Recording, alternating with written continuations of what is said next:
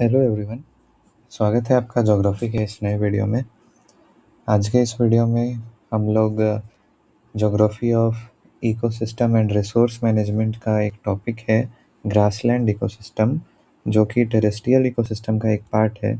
आज हम लोग ग्रासलैंड इकोसिस्टम के बारे में जानेंगे, उसका आंसर कैसे लिखा जाता है और इसमें क्या क्या चीज़ों को लिखना चाहिए वो जानेंगे। तो हमारा फॉर्मेट वही रहेगा जैसा हम लोग पहले से करते आ रहे हैं। सबसे पहले इकोसिस्टम क्या होता है उसको एक्सप्लेन करेंगे।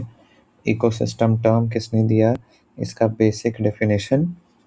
उसके बाद हम लोग ग्रासलैंड क्या होता है, ग्रासलैंड के कितने टाइप्स होते हैं, उन टाइप्स को भी एक्सप्लेन करेंगे। ग्रासलैंड इकोसिस्टम के कंपोनेंट्स को जानेंगे। उसके बाद मेजर ग्रासलैंड जानेंगे पूरे वर्ल्ड का और अपने इंडिया का, और लास्ट में कंक्लूजन। तो इस तरह का हमारा आंसर का फॉर्मेट रहेगा। तो चलिए स्टार्ट करते हैं। इकोसिस्टम या पारितंत्र, पारिस्थितिकी तंत्र, इसका सामान्य अर्थ होता है किसी प्राकृतिक क्षेत्र में जैविक और अजैविक तत्वों के बीच का अंतर संबंध और उसका अध्ययन करना। मतलब किसी भी नेचुरल एरिया में जो लिविंग थिंग है और जो नॉन लिविंग थिंग है उनके बीच में क्या रिलेशन है उसका स्टडी करना ही इकोसिस्टम कहलाता है। ठीक है, जो इसके टर्म को सबसे पहली बार दिए थे, मतलब इकोसिस्टम टर्म को सबसे पहली बार 1935 में आर्थर टेंसले के द्वारा कहा गया था। उन्होंने कहा था कि इकोसिस्टम एक टोटल सिस्टम है जिसके अंदर ना केवल प्लांट्स आते हैं बल्कि एनिमल्स भी आते हैं, और इनसे जो मिला हुआ इन्वायरमेंट है उसी को हम लोग इकोसिस्टम कहते हैं। ये आर्थर टेंसले का डेफिनेशन था। उन्होंने पारिस्थितिकी तंत्र को एक संपूर्ण प्रणाली माना जिसके अंतर्गत न केवल जीव समुदाय बल्कि सभी भौतिक कारक भी आते हैं जिनसे मिलकर पर्यावरण का निर्माण होता है। मतलब जिन जिन चीज़ों से हमारा इन्वायरमेंट बना है उन सभी चीज़ों से, उन सभी चीज़ चाहे वो लिविंग हो या नॉन लिविंग हो, उसको उन्होंने इकोसिस्टम कहा। ठीक है, ईपी ओडेम के अनुसार ecosystem is the basic functional unit of an organism and non living environment interacting with each other. ये ईपी ओडेम भी एक जोग्राफर हैं। इन्होंने कहा कि इकोसिस्टम एक फंक्शनल यूनिट है जहाँ कोई ऑर्गेनिज्म अपने नॉन लिविंग इन्वायरमेंट के साथ इंटरेक्ट करता है। इसके बाद पीटर हैगेट ने कहा कि पारिस्थितिकी तंत्र एक ऐसा क्षेत्र या स्थानिक इकाई होता है जहाँ सजीव और निर्जीव घटक कार्यात्मक संबंध के साथ एक जटिल जाल द्वारा जुड़े होते हैं। एक कॉम्प्लेक्स उनका रिलेशन होता है जिसमें living thing non living environment के साथ जुड़े होते हैं, उसको पीटर हैगेट ने इकोसिस्टम कहा। ठीक है, तो ये तो हो गया इकोसिस्टम क्या होता है, किसने दिया, कब दिया। अब अपने मेन टॉपिक पे आते हैं, ग्रासलैंड इकोसिस्टम। तो ग्रासलैंड क्या होता है, घास भूमि या घास भूमि का क्षेत्र। तो घास भूमि एक ऐसा शुष्क भूमि का क्षेत्र होता है, एक ऐसा ड्राई एरिया होता है जहाँ पे घास की बहुलता होती है और कुछ कुछ पेड़, दूरी पर पेड़ देखने को, झाड़ियाँ देखने को भी मिलते हैं। मतलब ऐसा नहीं है कि ग्रासलैंड वाले एरिया में केवल घास होगा, पेड़ नहीं होगा। पेड़ होगा लेकिन बहुत दूर दूर पर होगा और बीच में सब घास ही रहेंगे। ठीक है, इन क्षेत्रों की खासियत ये है कि यहाँ पे तापमान तो ठीक रहता है लेकिन पर्याप्त वर्षा नहीं हो पाती, जिसके कारण यहाँ पे पेड़ पौधे नहीं उग पाते हैं, बस घासें ही उग पाती हैं। ठीक है, ऐसा कंडीशन हम लोग को मुख्यतः देखने को मिलेगा।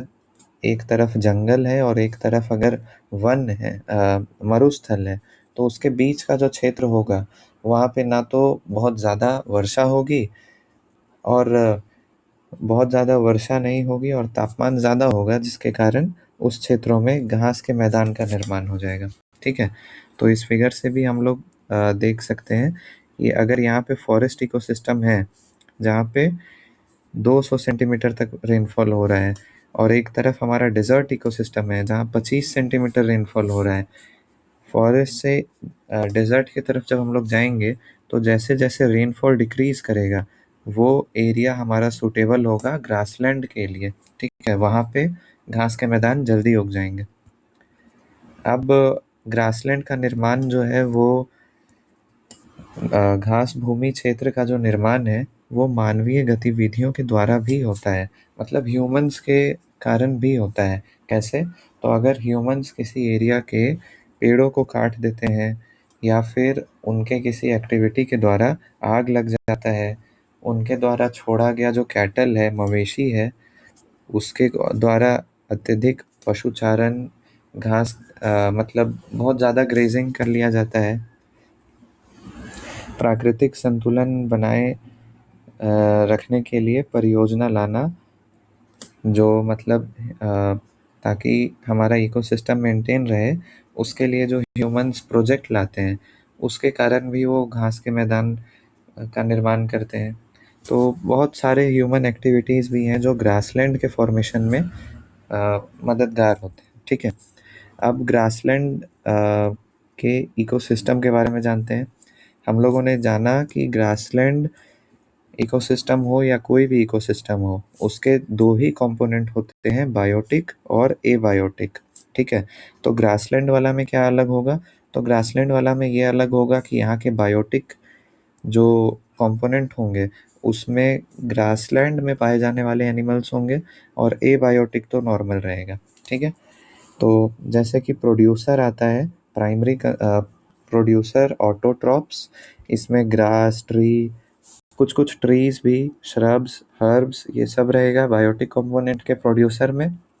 उत्पादक में कंज्यूमर यानी उपभोक्ता में, जैसे प्राथमिक उपभोक्ता में क्या होगा? हमारा हिरन होगा, गाय होगा, भेड़ होगा, खरगोश भी हो सकता है जो ग्रासलैंड में पाया जाता है। सेकेंडरी में क्या हो सकता है? द्वितीयक उपभोक्ता, इसमें सांप, छिपकली, फिर हमारा मेंढक, भेड़िया, बाघ, ये सब हो सकते हैं सेकेंडरी कंज्यूमर में, ठीक है। और डिकम्पोजर जो सब जगह रहता है, fungi, bacteria, algae, blue green algae, Penicillium, ऐसा ऐसा बहुत सारे डिकम्पोजर जो प्राइमरी जो प्रोड्यूसर और कंज्यूमर को डिकम्पोज करके फिर से सॉइल में मिला देते हैं। और एबायोटिक कंपोनेंट में हमारा आ जाएगा कार्बनिक मैटर, इनकार्बनिक मैटर और क्लाइमेटिक फैक्टर। क्लाइमेटिक फैक्टर में आ जाएगा आपका सॉइल, वाटर, ठीक है। और इसी तरह से इनकार्बनिक फैक्टर में आ जाएगा आपका जैसे हाइड्रोजन, ऑक्सीजन, नाइट्रोजन। कार्बनिक फैक्टर में आ जाएगा, कार्बनिक कंपोनेंट्स में आ जाएगा जैसे प्रोटीन, फैट, विटामिन, ये सब चीज़, ठीक है। तो ये सारी चीज़ें एबायोटिक हैं और दोनों के मिलने से ही इकोसिस्टम बनता है। तो ये हम लोगों ने ग्रासलैंड इकोसिस्टम के टाइप्स और उसके कंपोनेंट्स को जाना। अब इसके अलग अलग दो टाइप्स होते हैं ग्रासलैंड के, एक जो ट्रॉपिकल एरिया में मिलता है और एक जो टेम्परेट एरिया में मिलता है। तो ट्रॉपिकल एरिया में जो ग्रासलैंड मिलता है उसको कहा जाता है ट्रॉपिकल ग्रासलैंड, उष्ण कटिबंधीय घास के मैदान। इसको सवाना घास के मैदान या सवाना के नाम से भी जाना जाता है। और कोपेन ने, जो कोपेन का क्लासिफिकेशन था, पूरे वर्ल्ड को उन्होंने बांटा था अलग अलग क्लाइमेटिक एरियाज में, तो उसमें उन्होंने AW दिखाया था इन क्षेत्रों को, ठीक है। इक्वेटर से लगभग 23.5 डिग्री नॉर्थ और साउथ, मतलब भूमध्य रेखा से कर्क रेखा और मकर रेखा के बीच वाला क्षेत्र हम लोग का ट्रॉपिकल एरिया, उष्णकटिबंधीय क्षेत्र होता है। लेकिन इन क्षेत्र में भी कुछ खास क्षेत्र ही होते हैं जहाँ पे घास के मैदान बन पाते हैं, क्योंकि पहले बताए हैं घास का मैदान वहीं बनेगा जहाँ पे वर्षा कम होगी और तापमान ज़्यादा होगा। तो 0 डिग्री यानी इक्वेटर से 10 डिग्री उत्तरी और दक्षिणी अक्षांश तक बहुत अधिक वर्षा होने के कारण घास भूमि नहीं बन पाती है, वहाँ पे बड़े बड़े पेड़ होते हैं। इसलिए 10 से 30 डिग्री के बीच में ही हमारा ग्रासलैंड देखने को मिलता है, घास भूमि का क्षेत्र देखने को मिलता है, ठीक है। इन क्षेत्रों में जो वर्षा है वो 50 से 200 सेंटीमीटर के बीच होती है और यहाँ का तापमान 20 डिग्री सेल्सियस से अधिक होता है। ब्राज़ील में सवाना ग्रासलैंड है, ठीक है। और भी अलग अलग जगह पे है, जैसे कोलंबिया में लानोस है। ठीक है। और हम लोग जानेंगे कहाँ कहाँ पे है। इन अ, इन घास के मैदान की खासियत ये होती है कि यहाँ पे डाइवर्सिटी बहुत ज़्यादा देखने को मिलता है हम लोग को। और जैसे कि ग्रासेस यहाँ पे देखने को जो मिलता है उसमें elephant grass, Rhodes grass, love grass, star grass, अलग अलग ग्रास हो गए। कुछ कुछ ट्रीज भी मिलते हैं जैसे अकाकियस, बाओबास, पाम ट्री, ये सब। और एनिमल्स में तो यहाँ पे डाइवर्सिटी बहुत ज़्यादा है। तो बहुत सारे एनिमल्स भी, जैसे हमारा डियर, जेब्रा, जिराफ, फिर लायन, टाइगर, जैकल, ठीक है, वार्थ डॉग, मरगैट्स, ये सारी चीज़ें यहाँ पे फ्लोरा फोना हम लोग को देखने को मिलते हैं। ठीक है। तो मेनली ये ट्रॉपिकल रीजन ही होता है, लेकिन ट्रॉपिक से थोड़ा ऊपर और नीचे की तरफ होता है, पूरे ट्रॉपिक्स पर नहीं होता है। लेकिन चूंकि ये ट्रॉपिकल रीजन में ही आता है इसलिए इसको ट्रॉपिकल ग्रासलैंड कहते हैं। अब कहाँ कहाँ पे है ट्रॉपिकल ग्रासलैंड, तो आप लोग देख सकते हैं वर्ल्ड मैप में। तो ये जो डार्क ग्रीन वाला कलर है ये हमारा ट्रॉपिकल ग्रासलैंड बता रहा है। तो अफ्रीका का ये वाला रीजन जो है, एक मिनट, अफ्रीका का ये वाला रीजन जो है वो हमारा अफ्रीका सवाना कहलाता है। ये वाला रीजन कहलाता है कंपोस। ये भी ट्रॉपिकल ग्रासलैंड है। ये वेनेजुएला में है लानोस। और ये है ऑस्ट्रेलिया के पास, ये भी ऑस्ट्रेलियन सवाना कहलाता है। ये सब ट्रॉपिकल ग्रासलैंड के एग्जाम्पल हैं। ठीक है। अब नेक्स्ट हम लोग जानते हैं टेम्परेट ग्रासलैंड्स के बारे में। तो टेम्परेट ग्रासलैंड यानी कि शीतोष्ण घास भूमि का क्षेत्र, ये घास भूमि का क्षेत्र मध्य अक्षांश यानी मिड लैटिट्यूड में 35.5 से लगभग 55 डिग्री तक हम लोग को देखने को मिलता है। ये मुख्यतः महाद्वीप के आंतरिक भागों में पाए जाते हैं, यानी हमारे महाद्वीप जो है उसके बीच बीच में हम लोग को इस तरह के घास भूमि के क्षेत्र देखने को मिलते हैं। यहाँ पे जो वर्षा है वो उष्णकटिबंधीय से कम 25 से 75 सेंटीमीटर के बीच में होता है। जो तापमान है वो 20 से 22 डिग्री सेल्सियस ही रहता है। और यहाँ का जो जलवायु है वो कॉन्टिनेंटल टाइप है। ठीक है, यानी कि ज़्यादा गर्मी और ज़्यादा ठंडा, उस तरह का। यहाँ पे जो मेजर ग्रास और फ्लावर्स हम लोग को देखने को मिलते हैं उसमें बुफेलो ग्रास, नीडल ग्रास, बहुत सारे ग्रास यहाँ पे पाए जाते हैं, ग्रास के वैरायटीज़। फिर फ्लावर में sunflower, cornflower, aster, cacti, sagebrush, perennial grass, wild indigo, बहुत सारे यहाँ पर भी डाइवर्सिटी है हमारे ग्रासेस के और फ्लावर्स के। ठीक है। एनिमल्स में बात करें तो यहाँ पर भी डियर, बाइसन, वुल्फ्स, ये सब, prairie dogs, ground squirrel, rattlesnake, ये सब देखने को मिलते हैं। और ये वाला जो हमारा ग्रासलैंड होता है, ये टेम्परेट ग्रासलैंड, यहाँ पे जो घास पाए जाते हैं उनमें पोषक तत्व बहुत ज़्यादा होते हैं। इसलिए कुछ क्षेत्रों में इन ग्रासलैंड के वीट की खेती भी की जाती है। ठीक है। अब वर्ल्ड लेवल पे कहाँ पे है, तो जो लाइट ग्रीन वाला कलर आपको दिख रहा होगा इस वर्ल्ड मैप में, वो हमारा टेम्परेट ग्रासलैंड है। तो यूरेशिया वाले पार्ट में, यूरोप और एशिया के पार्ट में स्टेपीज आता है। हंगरी में आ जाएगा आपका पुस्ताज। अमेरिका में प्रायरीज, नॉर्थ अमेरिकन कॉन्टिनेंट में। उसके बाद यहाँ पे है पंपास, यहाँ पे है वेल्ड, यहाँ पे डाउन्स, और ये न्यूजीलैंड में कैंटरबरी। तो इतने बहुत सारा अलग अलग होता है। चाइना तरफ मंचूरिया ग्रासलैंड भी। तो ये सब टेम्परेट रीजन में है, ट्रॉपिक ऑफ कैंसर और कैप्रिकॉर्न के नीचे है, इसलिए इसको टेम्परेट ग्रासलैंड हम लोग कहते हैं। ठीक है। अब इंडिया की बात करते हैं। भारत में जो घास भूमि का क्षेत्र है वो कहाँ कहाँ पे पाया जाता है, तो घास भूमि का जो क्षेत्र है उसकी खासियत तो जैसे वर्ल्ड में है वैसे ही है यहाँ पे भी। यहाँ पे ट्रॉपिकल रीजन होने के कारण ट्रॉपिकल ग्रासलैंड ही मिलेगा हम लोग को। तो इंडिया में कौन कौन से पार्ट्स पे हम लोग को देखने को मिलता है उसको जानते हैं। तो इंडिया का ये आप लोग मैप देख सकते हैं। कितने सारे तरह के ग्रासलैंड हैं। सबसे पहला आ जाता है सब हिमालयन ग्रासलैंड, जो कि अरुणाचल प्रदेश और जम्मू कश्मीर के बीच हम लोग को देखने को मिलता है। यहाँ पे बड़ी बड़ी घासें होती हैं।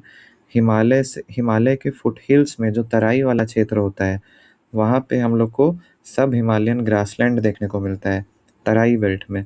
जम्मू कश्मीर से लेके अरुणाचल प्रदेश तक ये वाला रीजन हमारा सब हिमालयन ग्रासलैंड में आता है। इसके बाद है सेमी एरिड ग्रासलैंड, जो स्टार्टिंग में बताए थे कि डेजर्ट और फॉरेस्ट के बीच वाला पार्ट ग्रासलैंड के लिए सूटेबल होता है। तो वैसे ही गुजरात का कुछ पार्ट, कुछ राजस्थान का मेनली ईस्टर्न साइड, और पंजाब का रीजन, दिल्ली का कुछ रीजन और यूपी का कुछ रीजन, यहाँ पे हम लोग को सेमी एरिड ग्रासलैंड देखने को मिलता है। ठीक है। इसके बाद आता है ड्राई सब ह्यूमिड ग्रासलैंड, जो हम लोग को पेनिनसुलर इंडिया में जो ग्रासलैंड देखने को मिलता है, वो हमारा मतलब प्रायद्वीपीय पठार वाले क्षेत्र में, वहाँ पे हम लोग को इस तरह का घास का भूमि क्षेत्र मिलता है। लेकिन यहाँ पे लोग कृषि भी करते हैं इन घास की भूमि के क्षेत्र में। वहाँ पे गेहूँ और बारला, मतलब ज्वार बाजरा जैसे फसलें भी उगाते हैं। ठीक है। नेक्स्ट आता है माउंटेन ग्रासलैंड। माउंटेन ग्रासलैंड हमारा हिमालयस वाले रीजन में और नॉर्थ ईस्ट इंडिया में, नॉर्थ ईस्ट रीजन में जहाँ पे थोड़ा बारिश कम होता है, टेम्परेचर ज़्यादा रहता है, वहाँ पे देखने को मिलता है। और ये अधिकतर ऊंचाई में देखने को मिलता है, जैसे कि उत्तराखंड में बुग्याल्स, हिमाचल में खज्जर।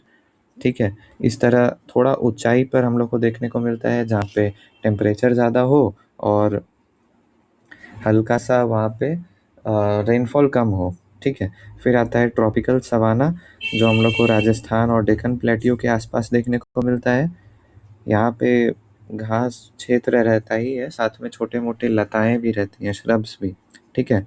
फिर है वेट ग्रासलैंड, जो नॉर्थ इंडिया के वाटर लॉज्ड रीजन में गंगा यमुना के आसपास वाले रीजन में हम लोग को देखने को मिलता है।